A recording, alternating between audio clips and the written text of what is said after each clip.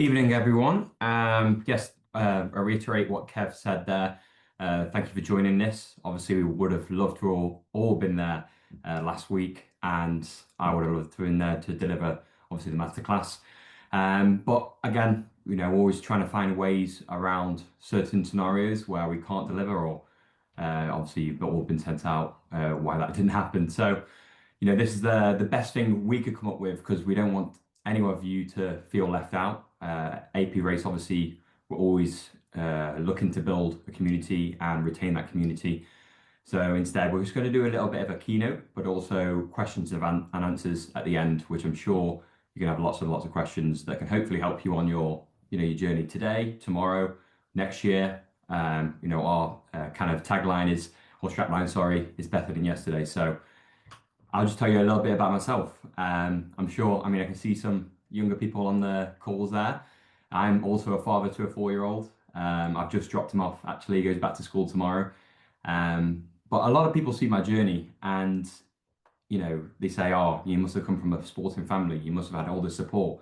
But actually, I was so normal. I was, in essence, an extremely hard worker. But my brothers didn't swim, they didn't do sport. My sister didn't do sport. And pretty much anyone in my family at that point never did sport. So I was a bit of an anomaly, and yeah, I guess that I just used my hard work, used the love of swimming that I'm sure you've all got. And I've really loved to just being in that pool, no distractions, and just going for it, which I think is one of the best feelings in the world. But I did find my passion, and this is where it all started. So I went to a school in Uttoxeter. I went to a pool in Uttoxeter. I went to school in Cheadle, which is near Stoke, and I went to training in Derby. So I used to get up at 4 a.m., do 5K, 6K in the morning. Then it would be school till 3 p.m. or half 3, have half an hour to eat as much beans and toast as I could, and then go back to training, do another 6K, and then do a run session as well. And that would most days of the week. And then on the weekend, I would do double Sunday, or on a Saturday, we'll be racing anyway. And on the subject of racing, I did start quite late. We see a huge amount of athletes come through the AP race clinics. We start at 8 years old, and a lot of them are panicking that they're not training hard enough or they're not going fast enough. But for me, I've always been on the kind of back end of development. I wasn't a person who developed extremely quick. I came into my maturity quite late, and I think that helped me later on in my career. I moved to Mel Marshall's program at 14 in Derby. Before that, I was in Dove Valley in Uttoxeter, which was just a local club, just a normal swimming club as such. I was only doing 4 hours a week at that time. And I remember going to Mel the first time. I spent 2 weeks there. And she goes, when are you going to do your first morning session? And I had no idea what she was on about. I didn't know people did morning sessions. So I didn't do my first morning session till about 14, 15 years old, which I'm also a massive advocate for, because I think we burn out so many young athletes, aspiring athletes, by forcing them to do these morning trainings.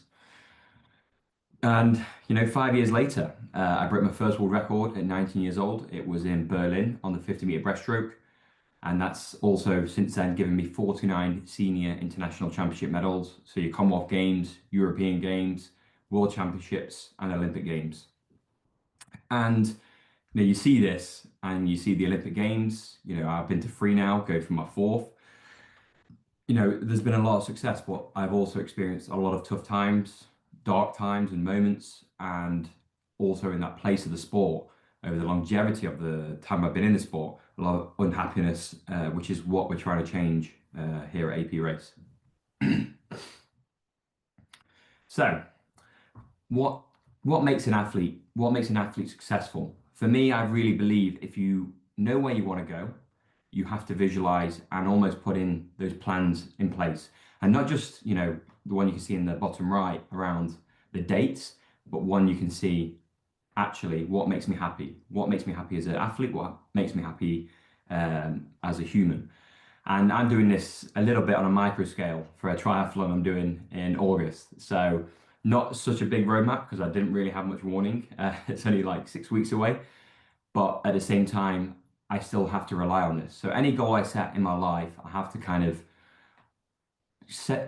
segment it in parts of where those real red moments are going to be. So on the bottom right, you'll see December to April is always the risk of burnout for me because obviously those cold winter mornings, the low light, no sun, rain. It's just quite a unforgiving training environment for us. So we try and get away at least January to February. And that for me, I have to identify that to give me the best success that I can possibly produce in July. So we're always looking, okay, what's going to make that, 13 months out, 14 months out. And then on your top left, the personal and performance happiness. I really challenge you to try and replicate this the best way you can. What makes me happy as a human? What's going to give me balance, but also my performance happiness? What do I need to be the fastest athlete at the next meet or in next year, next week, whenever it's going to be? Because I think the best athletes in the world, they always try and find that balance. And sometimes you have got to go to the performance side to obviously get that performance goal and really reach that target. But also that isn't sustainable over here. If you're in that zone for too long, honestly, I've been there multiple times. Without that personal happiness, it's very, very hard to do. And obviously I put here, what will it take to reach it? And my goal, in 2023 was to come back from a burnout, come back from pretty much a mental breakdown from the sport, and actually how can I be happy in both my athlete, but also my personal life to reach that goal, which was getting to the Paris Olympics. And we see here the medal table. That's how it's broken down. There's only a few short course ones there. I don't really like short course at all. We never really targeted short course just because we knew that most of the goals and most of the things we wanted out of the sport were always long course. And I was always a stronger athlete when I was swimming. So if I was swimming on top of the water, I knew I could be the fastest. But a short course, obviously 25 meters. And by the time I got to 25, I'll be turning. I didn't have the best turns. So yeah, you can pretty much figure out that we always kind of broke down those 4-year cycles and targeted the long course because that's the world records I wanted. And I did manage to break a world record short course twice and 100 meters, which is pretty good. But that was after 6 weeks in Budapest during COVID. So how does one become good or great? And you're looking at your journeys now as masters, and what's the difference between a master who breaks world records or British records and someone who doesn't?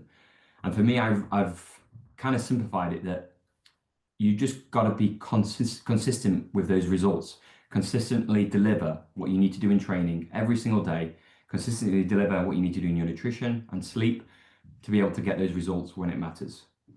For example, for me, my first international was European Juniors in 2012. It was my first exposure to international competition, but that was a crucial moment for me because I remember being behind the blocks and I was so underprepared physically and emotionally for that moment. So the whole year after that, all I was doing was preparing emotionally and physically every single day, consistently to get the result in 2013. In 2013 to qualify for the World Championships. Now I missed that by I think it was 0.5. So like literally this much.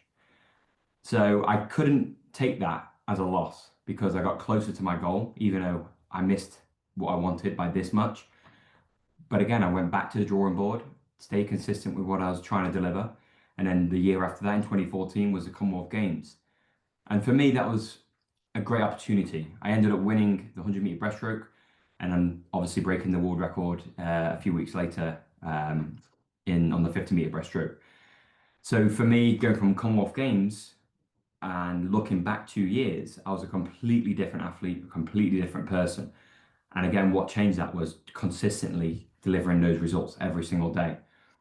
A year later, after 2014, we were in Kazan in Russia, and that was a huge challenge. I remember, again, taking all the success from 2014 and going, yeah, I'm okay now.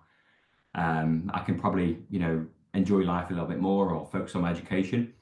And I only won those 50 meters and 100-meter breaststroke by very, very small margins.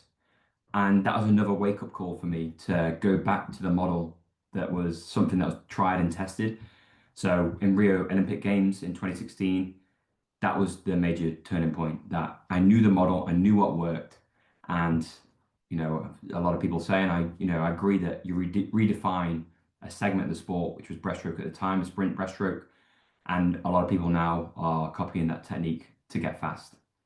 And then South Korea 2019 was my world record that still stands, 56.8. And I believe that was the swim because the preparation just went absolutely flawlessly with no kind of anxieties around performance, which is the best place you want to be behind the blocks, that you're so confident in your ability, but also that nothing is holding you back mentally or physically. So let me just have a drink because it's absolutely roasting here. So why is sport important and powerful? I always say this, and again, as master swimmers, I'm sure you're extremely busy because you have lives, you've got children, some of you, jobs that require a huge amount of time. But I think you're in this sport because you learn so much from this sport that's going to help you for the rest of your life or in other areas of your life, such as coping with failure and losing, showing humility in success, working in a team, communicating, emotional control, all these things that sport gives. And I think that really puts it into a kind of I don't know, just a nice, I'm trying to think of a shape, but a circle, I guess, that when I watch sport, I do it because it makes me feel good. When I see excellence and I see human excellence, I want to be there. I want to be part of it. Hence why I love the F1 because I want to be there. I want to be in on the action. And it's exactly what you are all doing. You're in that because you want to experience what it is like to be an Olympic Games or an Olympic athlete standing behind the blocks in silence, knowing that the 8 years of preparation for that moment is going to go in the next minute. And I think that's why, I'm, such a powerful advocate for especially grassroots sports, but also masters, making sure that everyone gets experience at least once in their swimming careers because it's so incredible. And obviously, it creates so many incredible moments, whether it's from our Holden camps, whether it's to our Olympic Games in the village, or whether it's even training every single day. We have these incredible moments that so many of us can experience through this hard work and reaching that goal. And obviously, I do it to win things that are very rare and very hard to achieve. So I'm sure I'm going to get a question about how do I deal with pressure because if I could put a pound every time I've been asked how to deal with pressure, I'd be a very rich man, I guess, in every Q&A. But I've always seen pressure as something that is more of a positive thing. I never really like to have a negative connotation really to that word or that experience or feeling. And I've always believed that pressure should stand behind you to push you instead of standing in front of you.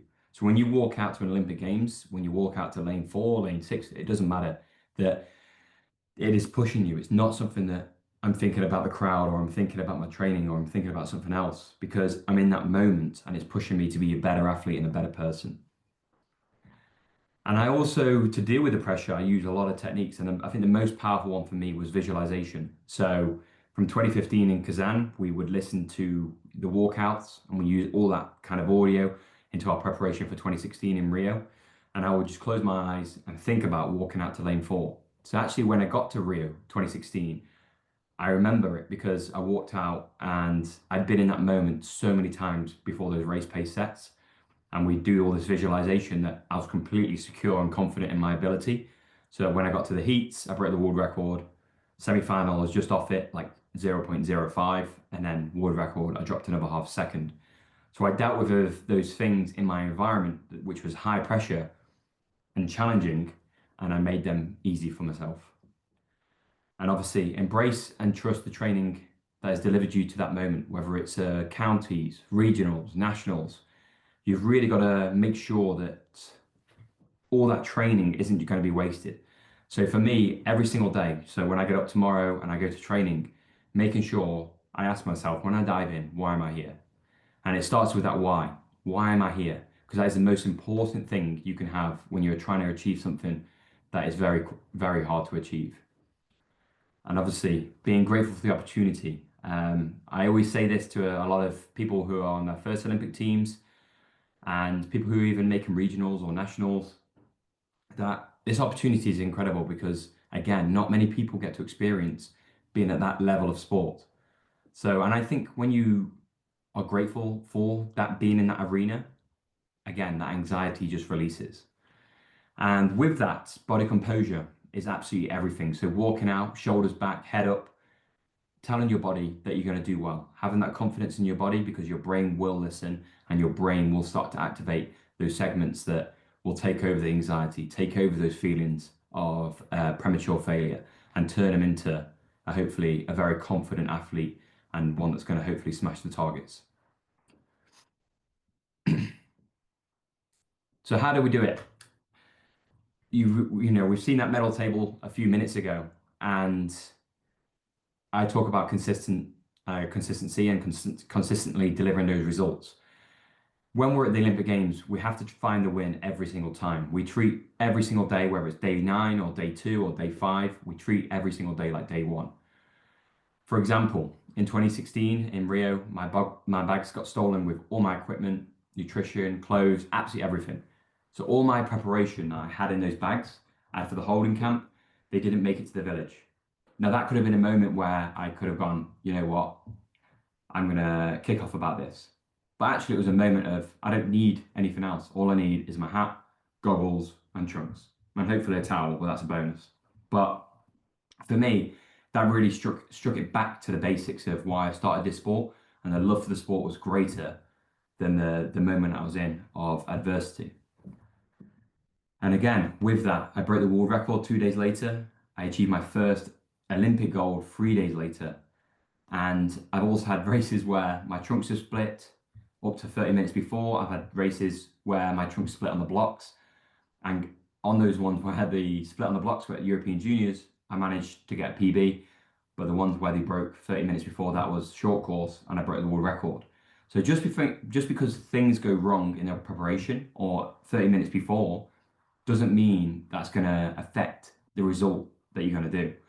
It's your attitude to that problem that is going to hopefully find a solution, and that is breaking those PBs.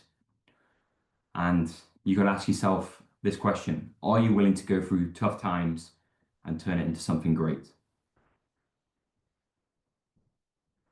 So what is it? What I said at the start, our strap line was better than yesterday.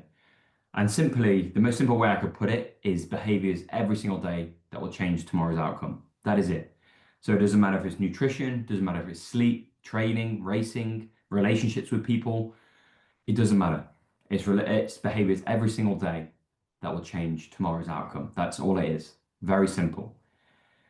And that means for me, I have to find a 1%, whether that is my training, whether that is my communication, recovery, or sleep, whatever it's going to be, I've got to improve that every single day, all the way up to Olympic Games. And obviously, as we know, we train up to 8 years, 4 years, a long time for these Olympics. And when I'm in that mode where I have to really flip the switch, those 1% I'll be searching for every single day. But we also have to thrive in competition, that we always put our hand up first for the opportunity. We always make sure that we're going to these competitions with a positive mindset.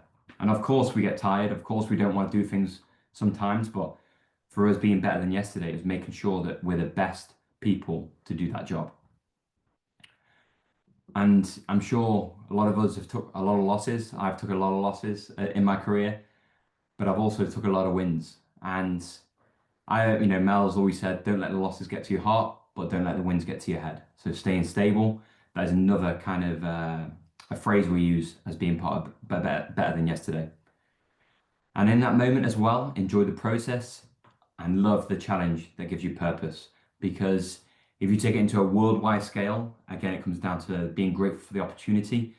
Not many people have this opportunity to race. Not many people have this opportunity to train and have this life. So please enjoy the process. Either win or lose, enjoy it. So I like to come to this one because this is all about you, really. There's only obviously 365 days, but there's also 365 opportunities. We're pretty much halfway in the year now in 2025. So how are you going to make sure the back half of this year is something that you're going to step up from? And that could be simple behaviors. Maybe that's going to bed an hour earlier. Maybe that's eating a little bit cleaner on the weekends. Maybe that is pushing a little bit harder in training, asking yourself why, as soon as you dive in, why am I here? What do I want to get out of this training session? So what are you going to do today to stay ahead of the competition? That's a question that you should all be leaving here today. And just a little bit of background, because again, I don't want to talk here. I know we all have busy lives. I don't want to talk for hours and hours, and I really want to get into the Q&As. But a little bit of a background to what we do at AP Race. It was founded in 2019 by myself and Ed Baxter in Tenerife, where we realized that there was a massive opportunity to improve the status of swimming in the UK. That we were like, why do we have these competitions that are so long? Why do we have no real bridge, or why is there such a massive gap between elite and grassroots performance and swimmers? So we set up AP Race to address those issues. And now 6 years later, we've got an AP Race London International, which is absolutely incredible, very, very successful. One of our most successful events that we ever run. And we're looking to expand that eventually. And also the clinics that are incredibly, I don't want to rub it in your faces because I wish I was there last week, but I hope we can do another one where you could all be here in person because they are really incredible, where you get psychological advice, strength and conditioning advice, but also be coached by me. And swimming for me is quite simple. I look at it in a very simple attitude of increasing the power, decrease the drag. And that's what we try to do on those clinics, is making sure that this complex thing of making an Olympian or making the Olympic Games can be streamlined down to something that's quite simple. And we took on our first full-time staff in 2021. Kev has been with us for a long time, haven't you, Kev? And now we have 50 plus staff globally, which is an incredible place to be in, but also a lot of responsibility to make sure that what we're doing is effective, but also changing the culture of this sport. We also, as I said, we have the clinics, we have the competitions, but as well as that, we do have the academies, we have online learning, a clothing line, which are merchandise, and obviously our wide-reaching development program. So also behind the swimmers, we also know that there's so many coaches that are under-supported and kind of, what do you say? Yeah, I'd say under-supported, and for us, we realized that we could help them, whether that's actually having someone to talk to or talk within their own network of, I'm really struggling here. So we create a support network for all the coaches, but also hopefully add a little bit of value to what they do and education as well.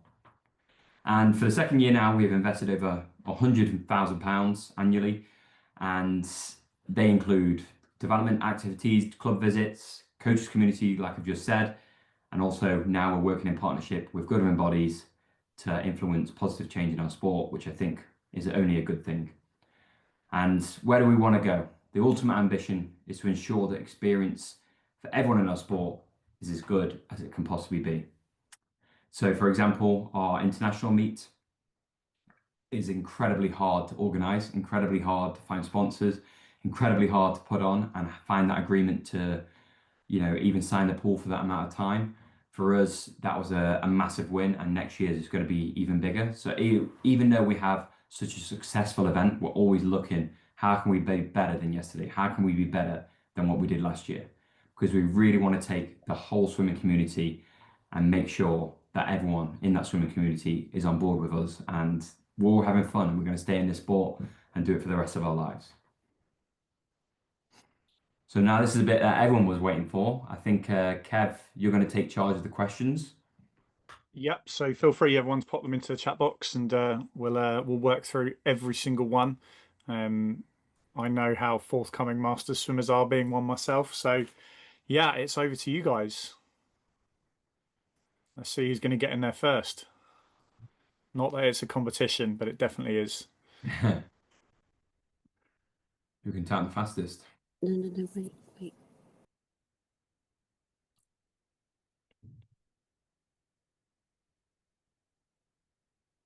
I'll kick us off, Adam, just while we're waiting for the first one to come in. So obviously, you've been on this journey for quite a while now. You've mentioned obviously going to 3 Olympic Games and now having another one in mind. You've obviously got a more, I guess, mature and parent view perspective on things. Like, how has your view of the sport changed now you're, 20 odd years into your career? I think I see the sport from not just an athlete now. I see it as a person who is trying to develop the sport as well as he can, and that includes politics, firstly, but also the connections that we're going to have that influence, such as our partnership with Swim England, but also the Royal Foundation. So stuff that is going to go a little bit further than what we could deliver. So we're trying to change the culture because we believe why should any athlete or any parent be on poolside for 12 hours a day in competition? It's not really something we want at all. And we also want to make sure that we retain as many people dropping out of sport as possible. So we want to make sure that that 30% drop off, okay, how can we reduce that? What's the most effective way to reduce that? So I think my perspective's changed because an athlete, you're very selfish, you're very self-centered in the sense of this is my performance, this is where I'm going to go, this is my Olympics. But now it's about taking people on a journey of human excellence that, LA 2028 is going to take a humongous effort, but at the same time, I can bring as many people along on that journey and we can all learn together. Awesome. Right, Caitlin's going to kick us off with our first question. So, Caitlin, if you're happy to unmute, and we're going to hear from you. Go on then, Caitlin. Right. Go on quickly. Hi, I'm Kenneth Hatfield. I'm 20 years old and I'm a GB swimmer and I'm a British holder as well. British record holder. But yeah. My first question for you, Adam, is what meals do you have before you race? What music? Meals. Oh, What meals, sorry. do you have before you race? Okay, meals. I like to keep it quite simple that if we're racing in South Korea or, Brazil or Europe, the food is going to change, but a lot of the things stay the same. So just because it's race day doesn't mean you have to eat anything different because I've had some incredible training sessions off eating just pasta or chicken or wherever it's going to be. So when it comes to racing, I try and keep it just as simple that I try and eat, just a certain amount of carbohydrates, for example. Try not to eat too much protein before the race because it's not really going to help me. But again, just keep it simple. I do love race day breakfast, which is just a bowl of granola. Try not to be too high in sugar. I don't want to spike it too early.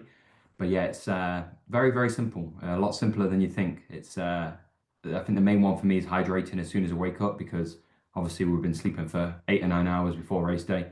We're going to be very dehydrated. So I'd say that's the number one priority. Fantastic. Okay, we've got quite a few coming now, so we'll go over to Martinez first, which is asking about, did you ever miss an important race where you felt really ready for it, both in body and mind due to injury, and how did you deal with that lost opportunity? I guess we're thinking Commonwealth Games 22. Yeah. So when I broke my foot, I was in honestly the shape of my life. I was training really, really well, and we were in Tenerife. And I remember in the gym, I took a side step and I broke my fifth metatarsal. So I wasn't able to swim, I wasn't able to run or do anything I normally do in the gym. So we had to kind of alternate our training a humongous amount, and we couldn't do any speed work because obviously I needed my legs. So that was very hard. So yeah, I think for that, I was so ready for the opportunity, but I broke my foot 12 weeks out, so 3 months out from the Commonwealth Games starting. And I also think I missed the World Championships that year because they were a little bit ahead because of COVID. And then I also missed Europeans after Commonwealth Games because I knew I wasn't fit. I knew I wasn't ready to race at a European level because Commonwealth Games took so much out of me because I just wasn't race fit. So I'd say that was my lost opportunity. But at the same time, I learned so much through that. And that's just me being positive that you can't change the scenario, you can change your attitude to the scenario. Okay, so question from Freya in terms of your next competitions, what does the pipeline look like for, say, the next 12 months? So the next competitions would be October, would be the World Cups. I've got a little bit of a triathlon in August. Don't really count that in the competitions. But then after that would be Commonwealth Games and Europeans next year in 26. And then in between that, obviously we'll have the AP Race London International, but also various other events as well. Okay, Thomas has asked about wanting to expand AP Race international events beyond where we are now. Does that potentially include hosting events outside of the UK or across Europe? Potentially, yeah. So that's where me and Ed want to take that model and that event is that we'll have a certain number of international events. But again, it's a lot harder. it's a lot easier to say than it is to do. So we are looking at how can we do that, and that obviously requires a huge amount of investment and money.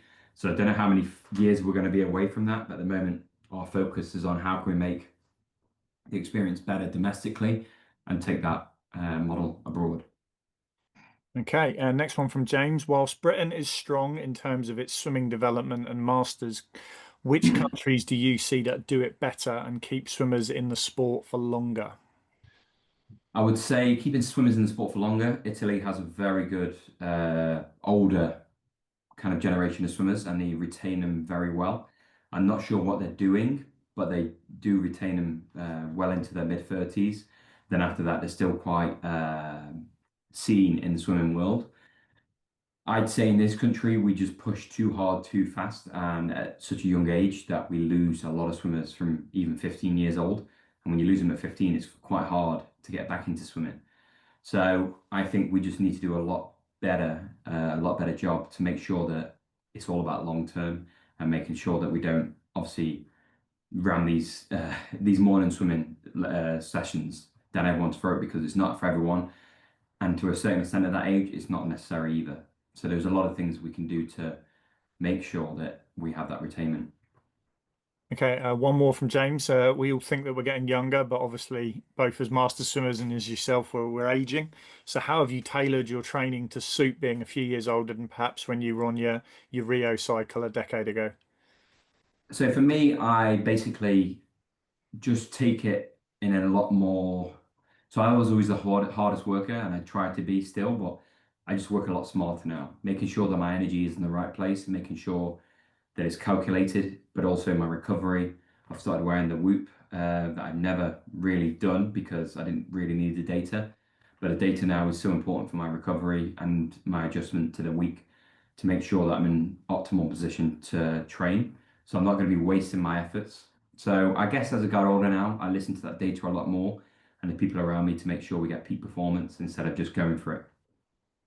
Okay, a breaststroke specific question now from Dave.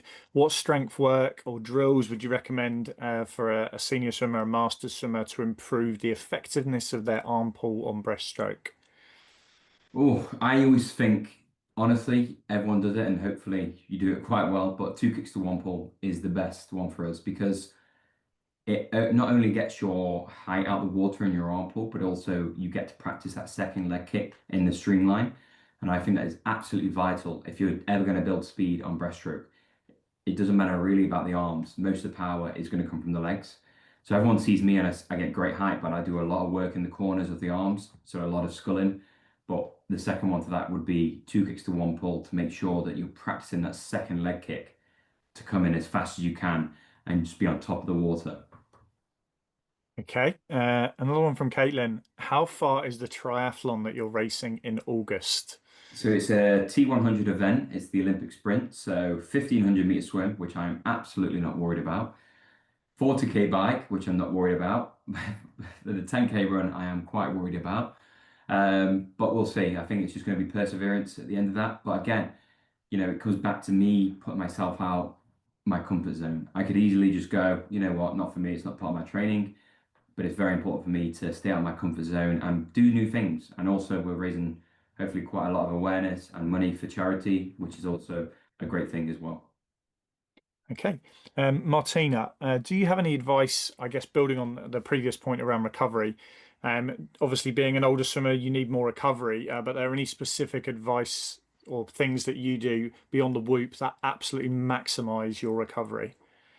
Honestly, I think the best supplement for an athlete is sleep, making sure that your brain and your body has time to adjust and be still.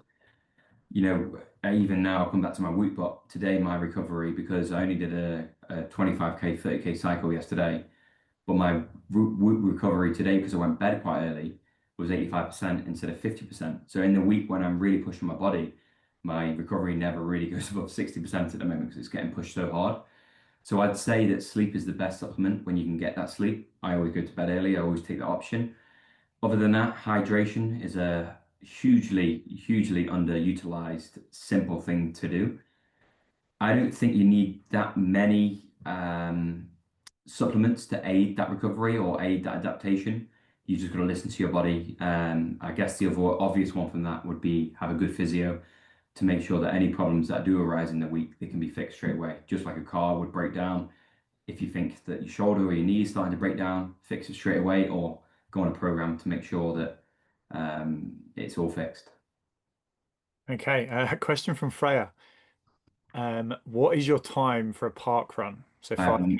I've never done one. I've never done one. Straight into the triathlon, straight in the deep end. Well, we'll share with the Masters community what your 10K split is for the T100. Yeah. Okay, Caitlin's going to unmute and ask us another question. So I'll hand over to Caitlin. So, hey Adam. So in November, my birthday, in November we have the Down Syndrome British Champs.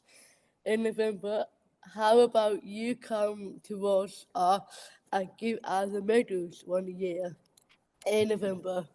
I think that'd be a great idea. I don't actually know my plans for November this year. I think we're somewhere in America at that time. But if you get that back to Kev, I'm sure we can make something happen. Yeah, and just a wider shout to everyone on the call in terms of club support and development support. We'll always do what we can to reach out and support clubs and other organisations. So always get in touch with our development team, which you can do via the events email that you would have got this invite from. But great question, Caitlin. Right, I'm going to hand over to Thomas. So, outside of sport, what is one opportunity you are looking forward to doing or would like to do? Can't say strictly again. Yeah. Oof. It's a really good one. Actually stumped me for the first time today. Oof. Outside of the sport, I guess I'm looking forward to going on holiday, but I think everyone looks forward to that. We don't really take that many holidays as athletes, but I'm taking my son to LA and we're going to go to Disneyland with my fiance Holly. So that's going to be great. I'm really looking forward to that. What would I like to do outside of that? I guess I do love a bit of DIY. I'm a DIYer, so I like to find solutions to problems that are quite complex. I do like to build servers and computers, so I'll still do that, but not really that much else, to be honest. I quite like a simple life. I like to wash my cars. I like to garden and do all these other things. But yeah, I think that's what gets you when you hit 30 years old. You start to do and find enjoyment in mundane things, I guess. Awesome. Okay, Caitlin's got another question for us. So we're going to come back The to Caitlin. MVP. Look at that. Yeah, so I'm a big fan. Go on. How can you keep how can you keep inspiring and motivate yourself to keep going? Oof, that's a good one. So I think with the inspiration and the motivation, I guess you're not going to have that every single day you wake up. You may not have it for a week or a month or a year. Honestly, sometimes it's such a huge block of time without motivation, but the one constant is discipline. That I owe it to myself to keep going. And obviously, you have snippets of inspiration from previous swims or other outside influences, but for me, it's all about the discipline and making sure that I'm disciplined every single day, that it can override any temporary loss of motivation or inspiration. Fantastic. Thank you very much, Caitlin. Okay, Dave, are AP Race considering running any open swim clinics for masters? I'm probably better placed to answer that one because I've got Yeah. I've got the plan in front of me. So I know that on September the 28th in London, we have our ultimate clinic, which we will break the swimmers up by age. So there will be a separate group for the more senior swimmers, which includes masters. We've had masters do that for the last few years. So yeah, you're welcome along to that one.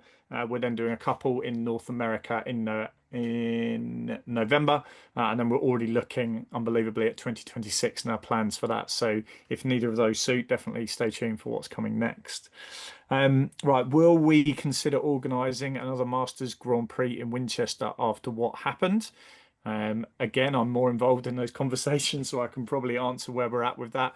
A lot of what we're doing at the moment is reviewing. There's actually a competition taking place this weekend that we're also running down in Plymouth, and the team haven't stopped. So as soon as what happened with Winchester happened, all the attention turned to running a successful event in Plymouth. So over the next few weeks, we'll have a full season debrief looking at everything. But there's always ambitions to do more things. It's just where it fits in and with what venue and on what dates, and obviously mindful everyone's got training and other commitments from an athlete's point of view. So again, watch this space, but we'd love to do more with Masters. From Freya, we've got a question about, do you use a Theragun for recovery at all?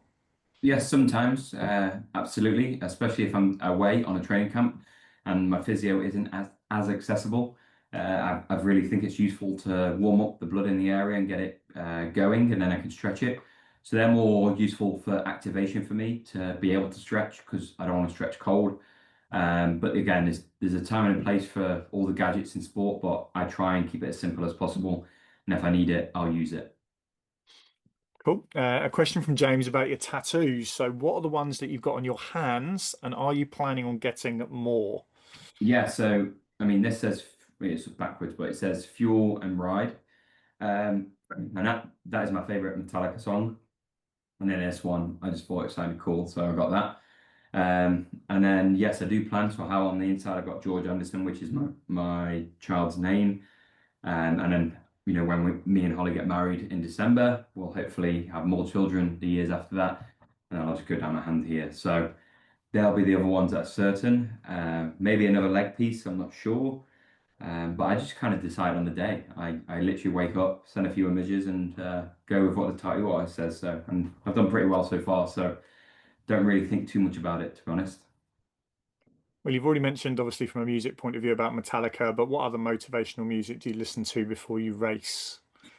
It could be literally anything from classical, rock, hip hop, uh, techno, house. I'm literally one of those people that listens to all genres of music. And it really depends when I'm in the cool room. If I'm kind of hyped up or I need to calm down, then I'll change the playlist to make sure that that's fitting for my mood. Because mate, to be honest, you want to be at a level that is consistent, but you're also confident in that ability. So making sure that you're not up here, but you're also not down here. You want to be somewhere in the middle. Okay, from Thomas, how many more years do you see yourself swimming at a kind of Olympic, Commonwealth, European, world level before you step back to masters swimming? I think, well, LA would probably obviously have another check moment of, okay, what happens? I'd obviously have to see the results and, hopefully everything goes well up into that moment. Obviously, we've got to qualify so I don't get too far ahead of myself. But for me, it's again, Caitlin's put it down there for Masters Triathlon. I want to try and find other challenges as well. So I do want to do an Ironman one day. I do want to do a marathon, even though I'm bad at running. But again, that's why I'll do it because of the challenge. I believe that a person who is challenged is one that is constantly learning and constantly breaking down those barriers of self. So yeah, I do look forward to post swimming career as a professional to do even more challenges, as if my life in sport wasn't hard enough. But again, it's a constant that why would I do something every single day and then take that away instantly? So you've got to almost transition into something else to make sure that you're fit and healthy, but also mentally. It's a big part of my life. And another a race question around your favorite snack. So whether that's in competition mode or I guess even after or before a training session, what's your go-to snack? Ooh, go-to snack. At the moment, it would be strawberries because it's absolutely sweltering, as we all probably know. But if it was like a dirty snack, it would be definitely something chocolate based. Cool. A question from Martina about pressure. Obviously, you mentioned earlier around pressure from other people. What about pressure that you put on yourself, and how do you manage that? Again, the only pressure I put on myself is the pressure to be disciplined and always give myself the best foot forward, I guess, and making sure that I'm always thinking about the long term and not the short term. So I guess the pressures come and evolve into that. But again, that's more of a accountability pressure. But I don't let them evolve into a third party pressure that, oh, I'm not going to do this because they think I can't. I have been there and it doesn't work. So making sure that it is all around self and it's all around what am I going to do to improve my own situation and beyond. So try and create it inside out rather than outside in. Okay, question about world records here from Thomas. So obviously it's great to see world records getting broken, and obviously every year that becomes naturally harder for the next generation because obviously we get better, the science gets better, our training methods get better. But how far do you see races moving forwards before it becomes almost theoretically the fastest time that you can get to? Well, people said this in 2009. And I think, ever since then, most of those world records have been broken. But I think theoretically, oh, it's such a hard question to answer. But the 100-meter breaststroke, for example, could someone go 56 mid, 56 low, say 20 years? Again, it all comes down to the regulations. And if they have obviously more, they brought back the big suits or the long suits, then obviously it's going to be easier to swim because you have more buoyancy.